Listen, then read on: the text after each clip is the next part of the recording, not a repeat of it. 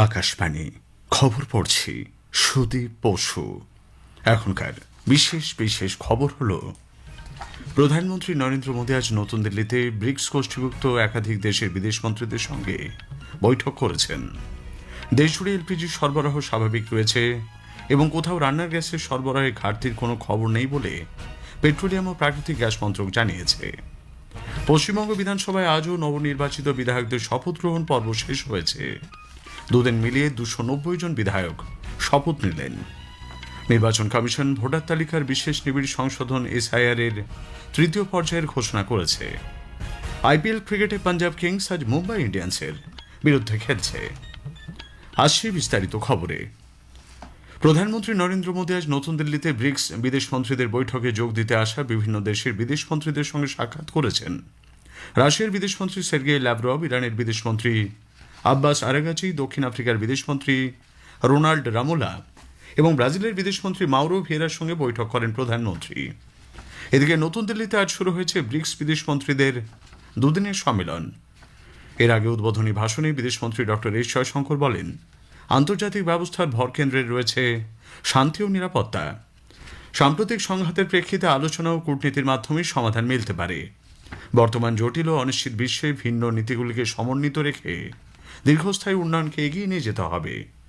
Our discussions must advance sustainable development while upholding principles of equity and common but differentiated responsibilities.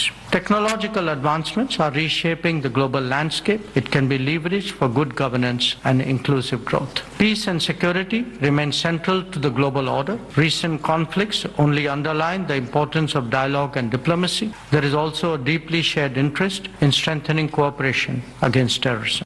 সরকার জানিয়েছে যে দেশজুড়ে অপরিশোধিত তেল, LPG এবং প্রাকৃতিক গ্যাসের পর্যাপ্ত সরবরাহ নিশ্চিত করতে উপযুক্ত ব্যবস্থা নেওয়া হয়েছে। আজ নতুন দিল্লিতে পশ্চিম এশিয়ার সাম্প্রতিক পরিস্থিতি বিষয়ক আন্তঃমন্ত্রক সাংবাদিক সম্মেলনে পেট্রোলিয়াম ও প্রাকৃতিক গ্যাস মন্ত্রকের যুগ্ম সচিব সুজাতা শর্মা বলেন, দেশজুড়ে ঘরোয়া এলপিজি সরবরাহ স্বাভাবিক রয়েছে। কোনো ডিস্ট্রিবিউটরশিপে গ্যাসের মজুদ ফুরিয়ে যাওয়ার খবর মেলেনি। भारत सरकार ने कई इफेक्टिव स्टेप्स लिए हैं जिसके चलते हमारे पास पेट्रोल, डीजल, एलपीजी और नेचुरल गैस के पर्याप्त स्टॉक्स अवेलेबल हैं। हमारी रिफाइनरीज ऑप्टिमम कैपेसिटी पर ऑपरेट कर रही हैं और एलपीजी प्रोडक्शन भी इंक्रीज किया जा चुका है। हमारे किसी भी रिटेल आउटलेट पर और एलपीजी डिस्ट्रीब्यूटरशिप पर कोई ड्राई आउट रिपोर्टेड नहीं है। सब जगह पर नॉर्मल ऑपरेशन चल रहे हैं।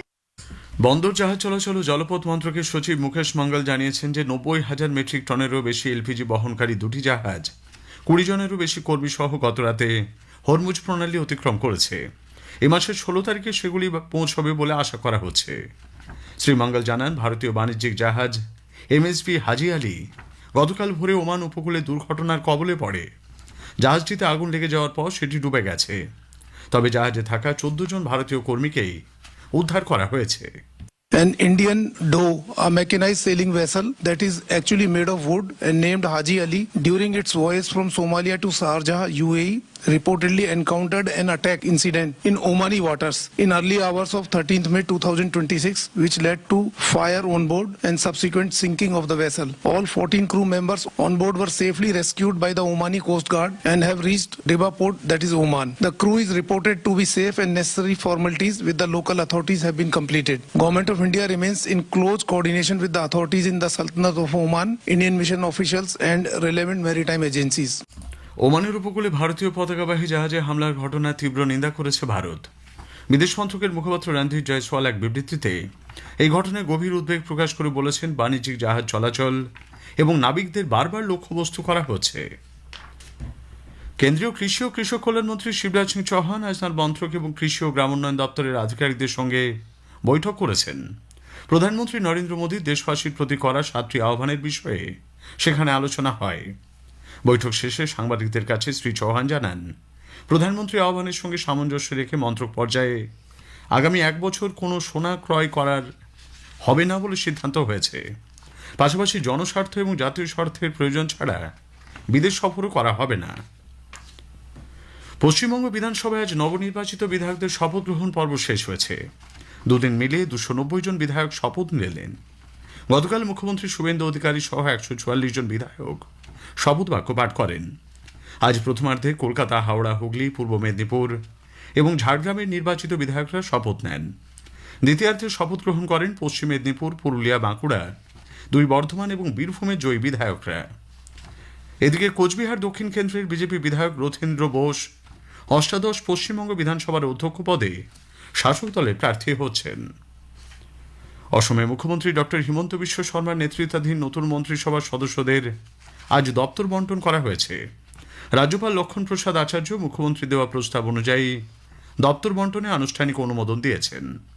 রামেশ্বর তেলিকে রূপান্তর উন্নয়ন, শ্রম কল্যাণ এবং গ্রামীণ উন্নয়ন, আসাম চুক্তি বাস্তবায়ন, সীমান্ত সুরক্ষা এবং আবগারি দপ্তর। অন্যদিকে চরণ বড়োকে পরিবহন ও বোডোল্যান্ড জনকল্যাণ দপ্তরে দায়িত্ব দেওয়া হয়েছে। অজন্তা নিয়োগ দেখাশুনো করবেন মহিলা ও শিশু উন্নয়ন এবং পর্যটন দপ্তরের। উল্লেখ্য, গত 12 মে মুখ্যমন্ত্রী এই 4 জন ক্যাবিনেট মন্ত্রীর সঙ্গে শপথ গ্রহণ করেন। কেরলে 10 দিন ধরে চলা জল্পনার শেষে কংগ্রেসের তরফে আজ ভিডি সতীশকে সে রাজ্যের নতুন মুখ্যমন্ত্রী হিসেবে ঘোষণা করা হয়েছে। নতুন দিল্লিতে আয়োজিত এক বৈঠকে কংগ্রেস নেতা অজয় মাকেন, মুকুল ওয়াসনিং এবং দীপা দাসমুন্সি এই ঘোষণা করেছেন। তামিলনাড়ুতে আজ এআইএডিএমকে সাধারণ সম্পাদক ইডাপ্পাডি পালানিস্বামী রাজ্যপাল বিশ্বনাথ আর্লিকারের সঙ্গে সাক্ষাৎ করেন।